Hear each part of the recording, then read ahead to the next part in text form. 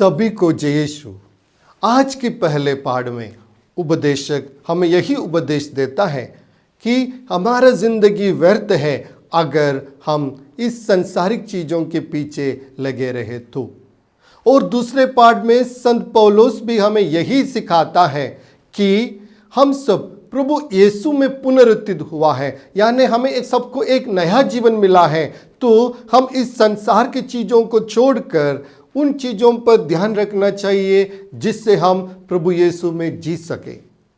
और तीसरे पाठ यानी पवित्र सुसमाचार भी हमें यही सिखाता है कि हम इस संसार की चीज़ों के पीछे नहीं लगे रहना है, मगर हम स्वर्गराज की ओर उन्मुख होना चाहिए। जी हाँ, आजकल के पेपर में हम देखा गया तो हम बहुत सारे खबर पाते हैं जहां अपने भाई को मारते हैं, पति पत्नी को मार डालते हैं, पत्नी पति को मार डालते हैं। ये सब क्यों? सिर्फ अपने स्वार्थता के कारण। और ये स्वार्थता कहां से आते हैं? हम हमारे कुछ पद के लिए, कुछ कमाने के लिए हम बहुत कुछ स्वार्थ बन जाते हैं।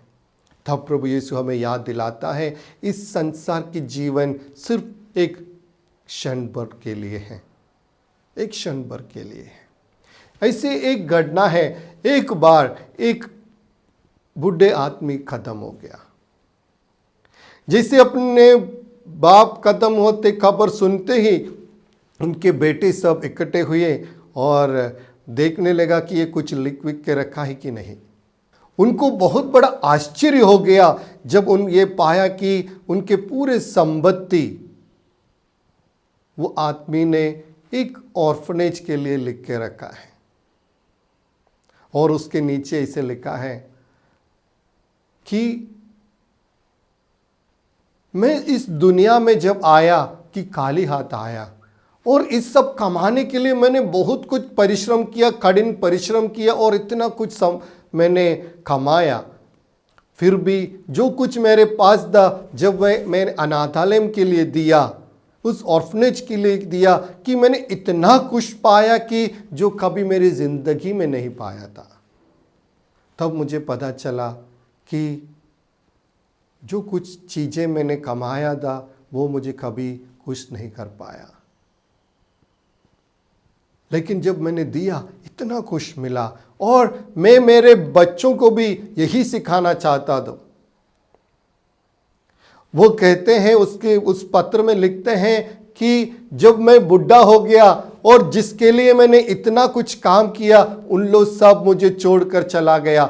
मुझे देखने के लिए, मेरा पालन पोषण करने के लिए, मेरा परिचरण करने के लिए कोई नहीं रहा।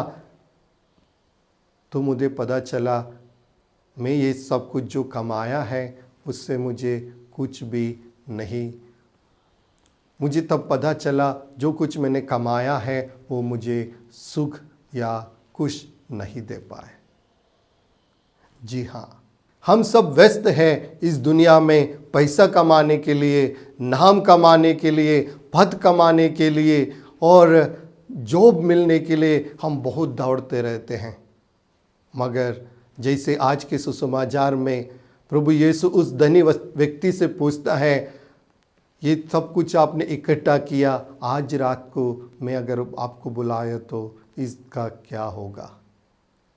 हमें भी सोचना चाहिए हमारी ज़िंदगी में मैंने क्या कमा के रखा है और किसके लिए कमाया है और क्यों कमाया है। क्या वो जो मैंने कुछ कमाया वो हमारे लिए कुछ दे पाता है? शायद नहीं।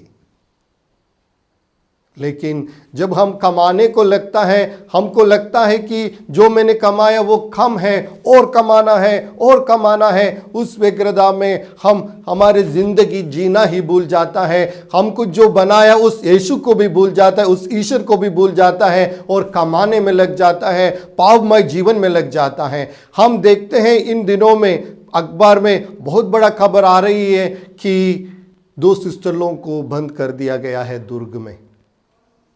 उस सिस्टरों को क्यों बंद कर दिया? उन लोगों ने क्या गुनाह किया है? उन लोगों ने कोई गलत काम नहीं किया है, बस अच्छे काम किया है। कुछ लोगों के पास जो जॉब नहीं था, नौकरी नहीं था, उनको जॉब दिलाए, फिर भी बहुत सारे लोग उनको पकड़कर जेल में डाल दिया। क्यों? बस नाम कमाने के लिए। दूसरों के सामने, इस दुनिया के सामने दिखाना चाहता है कि वो कुछ भी कर सकता है, मगर इस दुनिया को एक ईसाई के रूप में हम यही बताना चाहता है कि ये सब कभी भी हमें पीछे नहीं हटाते। हम कभी पीछे नहीं हटेंगे, क्योंकि हम इस दुनिया के लिए नहीं जी रहा है। हमारी जिंदगी जो हमने समर्पण किया है वो हमारे ईश्वर के लिए समर्पित किया है और उनके जनों के लिए समर्पित किया है। अगर हम खुद अपना नाम कमाने के वास्ते किया होता तो हमको दुख लगता। जो सिस्टर लोग अभी भी जो जेल में बंद हैं, आप लोगों को लगता है कि उनको दुख है इस चीज पर? दुख तो होगा जरूर, मगर वो कभी अपनी जो काम कर रहे हैं उससे पीछे नहीं हटेंगे।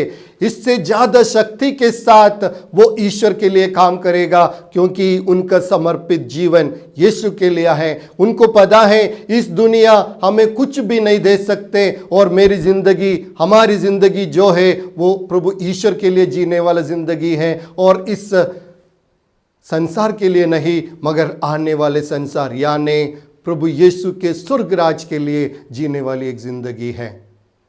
अगर इस दुनिया ये सोच रहा है कि इन चीजों से एक ईसाइयों को कमजोर कर सकता है, तो आप लोग गलत हैं।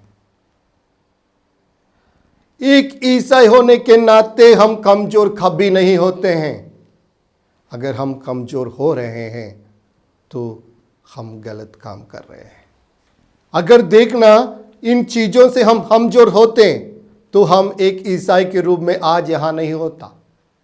ईसाई धर्म की शुरुआत को ही देखना, कितने लोग इस धर्म के लिए अपने जीवन गंवाए, क्योंकि उनको पता है इस धरती, इस दुनिया उनको कुछ नहीं दे पाता जो ईश्वर उन्हें देता है। जी हां, हम सब की पूंजी ईश्वर में है, हम सब की पूंजी उस स्वर्ग राज में है। इसलिए हमको भी इन सब चीज़ों को छोड़कर एक दिन उनके पास जाना है, सोचकर।